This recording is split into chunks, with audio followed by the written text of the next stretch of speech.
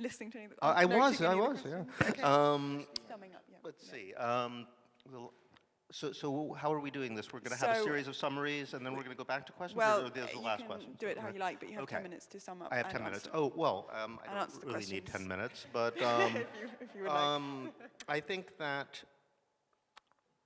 perhaps to respond to the general tenor of the conversation, I thought that some of what Anne had to say about Peter Thiel is really interesting. I want to clarify one thing that came up in the discussion, which is that I'm not necessarily speaking for markets.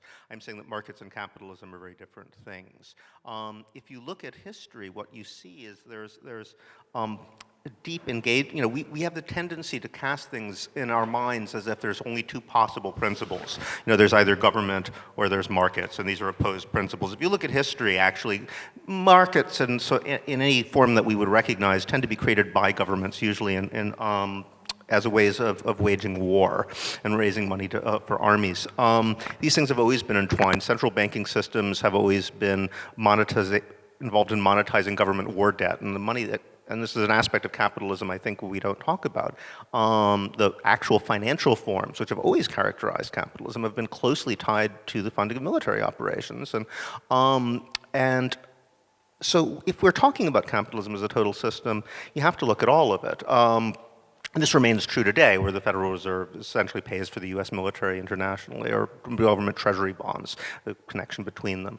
Michael Hudson has written extensively about that. So the system works on many levels which have to be looked at simultaneously and are interconnected. And I think that the question we have, the system as it exists has clearly come to a point of crisis on level after level, whether we're talking about finance and debt crises such as we've seen in 2008, which has in no way been unraveled or resolved, whether we're talking about technological stagnation, whether we're talking about ecological collapse, which we're seeing all around us. So clearly we are at a point of historical transition. The question is, are we going, the system 50 years from now is not going to be the same as we have now.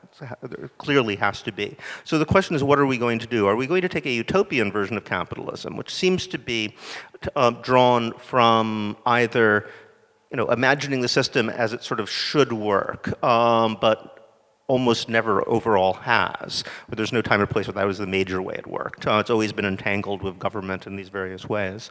And, or a sort of nostalgic fantasy version of what happened back in the sort of Keynesian heyday when we had high growth rates and relatively prosperous labor movements, strong labor movements, and somehow imagine we could go back to that.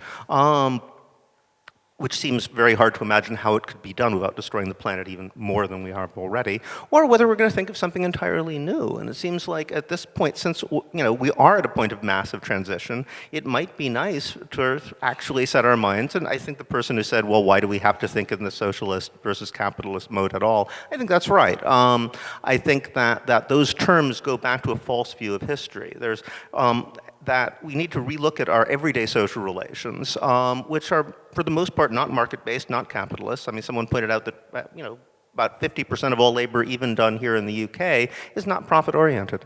We're already living in communism in a lot of ways. What we're doing now is not a capitalist enterprise. Most of what we do with our friends is not capitalist. To reorganize what we're already doing and expand those zones where we're not taking anybody's orders, where we are cooperating, where we are interacting democratically, where we are practicing communism in a certain sense. I found in Zuccotti Park that Americans, for all their pro-capitalism and pro-democracy sort of sentiments, actually didn't really know how to do democracy. They had to learn that. But communism, in the sense of cooperating, in the sense of from each according to their abilities to each according to their needs, they already knew how to do. They were fine about setting up communal kitchens and running things cooperatively. It's just when they had to have big democratic meetings, they didn't know what they were doing.